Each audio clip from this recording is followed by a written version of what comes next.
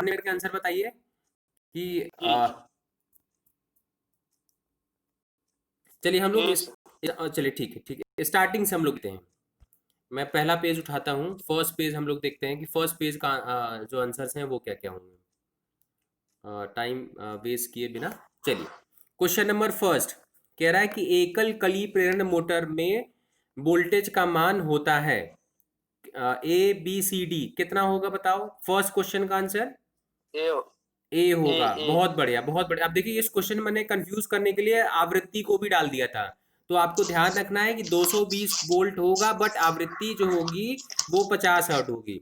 बहुत अच्छा क्वेश्चन है। तो हमें कभी कभी ना एक पार्ट तो बहुत आसान देता है लेकिन उसके साथ जो दूसरा पार्ट जोड़ देता है वो गड़बड़ करता है, तो ये चीज ध्यान रखनी है। Very good. पहला जो आंसर है वो क्या है ए। सेकंड क्वेश्चन पे आते हैं। एकल कली मोटर सामान्यतः प्रयोग की जाती है। एकल कली मोटर सामान्य रूप से कहाँ पे हम लगाते हैं? घरों में, व्यवसायों में, दोनों में या कोई नहीं? घरों में। Very good. 99% जो मोटर लगाते हैं वो हम एकल कली मोटर घरों में लगाते हैं। बहुत अच्छा क्वेश्चन है, ए ऑप्शन इसका भी सही है। थर्ड पे आते हैं। वह मोटर जो स्वतः स्टार्ट नहीं होती है, थोड़ा सा घुमाने के लिए दिया हुआ है लेकिन आपको साफ साफ दिखाई दे रहा है, कौन सी मोटर होगी? एकल कली प्रेरण मोटर। Very good. इसमें देखो प्रतिरोध स्टार्ट मोटर भी मैंने दिया है जो सुबह पढ़ा था, लेकिन प्रतिरोध लगाते ही मोटर स्टार्ट हो गई, इसका मतलब वो नहीं होगी। तो सी ऑप्शन सही है इसका, एकल कली प्रेरण मोटर।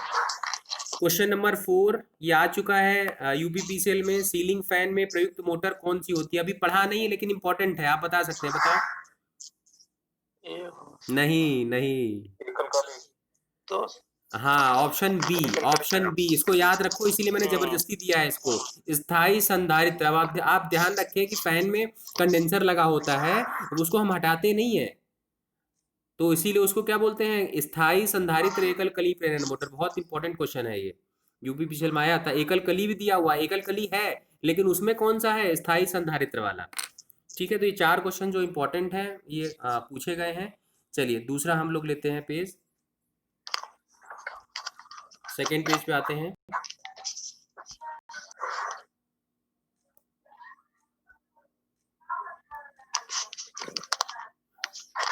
Yes, question number 5। एकल कली मोटर का स्वतः स्टार्ट ना होना, मैंने सुबह बताया था, कौन कौन सा होगा?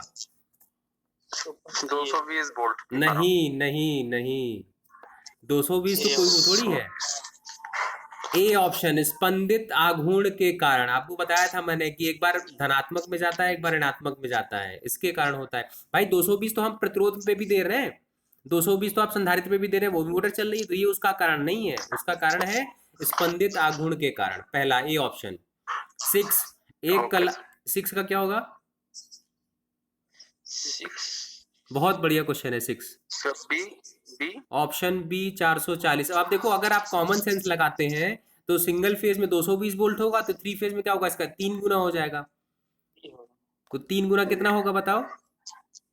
660। 660। हम देखते ही 660 लगा के आगे बढ़ जाते हैं, जबकि 660 नहीं होगा, क्योंकि वोल्टेज अभी हम लोग 3 फेज पढ़ेंगे तो 3 फेज का वोल्टेज मैंने बताया था, मोटर हमारी अगर 3 कला मोटर में वोल्टेज कितना होता है? 440 वोल्ट। 440, क्योंकि वोल्टेज हमेशा दो तारों के बीच को मापा जाता है। अगर दो तारों के बीच का वोल्टेज लोगे तो 3 फेज है तो 3 तार नहीं लोगे आप, 2 तारों के बीच में वोल्ट मीटर लगा के नापोगे, तो 220 प्लस 220 ही होगा, तो कितना होगा? 440। कंफ्यूज करने के लिए देता है, लेकिन हमें ध्यान रखना है कि 3 फेज का वोल्टेज 440 वोल्ट। चलिए 7th पे आते हैं। 7th का क्या होगा? Question number 7। एक कली मोटर का प्रारंभिक, बहुत अच्छा क्वेश्चन है, ये भी आ चुका है। एकल कली मोटर का प्रारंभिक बल आघूर्ण होता है, बताइए। तो उच्चतम होगा? नहीं नहीं निम्न। नहीं, बहुत अच्छा क्वेश्चन है। देखो ये आपको इनडायरेक्ट वे में क्या कह रहा है कि एकल कली मोटर स्टार्ट नहीं होती है, और स्टार्ट नहीं होती इसका मतलब उसका आघूर्ण कितना होगा? शून्य होगा, उसका बल शून्य होगा, है ना। बहुत अच्छा क्वेश्चन है ये कि लगभग शून्य होता है, इसीलिए तो नहीं स्टार्ट होती है। एकल कली मोटर का प्रारंभिक बल आघूर्ण लगभग शून्य होता है, क्योंकि स्पंदित होता है, इसलिए वो शून्य हो जाता है। ठीक है, 8th पे आ जाते हैं। सिलाई मशीन में प्रयुक्त मोटर की क्षमता होती है। अब ये रेटिंग की बात कर रहा, वॉट, जैसे हमारे बल्ब होते हैं, बल्ब जो होते हैं हमारे 60 वाट के, 100 वाट के, 40 वाट के आते थे। एलईडी बल्ब आजकल यूज हो रहे हैं, वो 7 वाट में, 9 वाट में, 15 वाट में आते हैं, है ना। तो ऐसे जो सिलाई मशीन में मोटर हम लगाते हैं, वो कितनी होती है? सी होगा, 100 से सी, 150 वेरी वोल्ट। गुड। हाँ हाँ, 150 ऑप्शन वोल्ट। सी करेक्ट है, 100 से 150 वाट। ये ध्यान रखना, ये अच्छा क्वेश्चन है। सिलाई मशीन लगभग 100 से 150 वाट। नाइन्थ, प्रयुक्त संधारित्र होता है। अब संधारित्र का मैंने आपको बताया था अभी, कौन सा होगा? इलेक्ट्रॉनिक। इलेक्ट्रोलिटिक जो संधारित्र होता है, ये हम लोग लेते हैं। और लास्ट वाला जो क्वेश्चन मैंने आपको बताया, लास्ट वाले का आंसर क्या था? बी। बी। लास्ट क्वेश्चन क्या था, जरा एक बार देख लेते हैं। विभक्त कल की मुख कुंडली का प्रतिरोध होता है।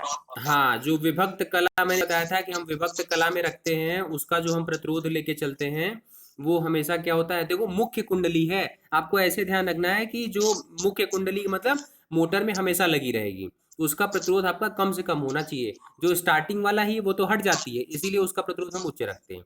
और मोटर को स्टार्ट करने का मतलब है कि उसका प्रतिरोध बढ़ा दो तो मोटर स्टार्ट हो जाएगी। अभी हम लोग एक छोटा सा फॉर्मूला पढ़ेंगे तो और चीज़ें क्लियर हो जाती हैं। ठीक है, तो ये 10 क्वेश्चन ओके। थे जो बहुत इंपॉर्टेंट हैं।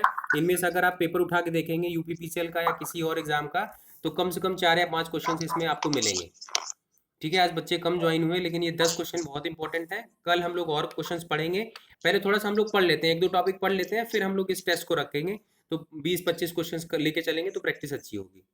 ठीक है, ओके सर। चलिए। ओके उम्मीद सर। करते हैं आप लोगों को अच्छा लगा होगा ये आज का सेशन। फिर हम लोग कल मिलते हैं जी। 7:30 बजे। ठीक है, चलिए, धन्यवाद सबको। Okay sir. धन्यवाद, धन्यवाद। Good night sir. चलिए। सॉरी।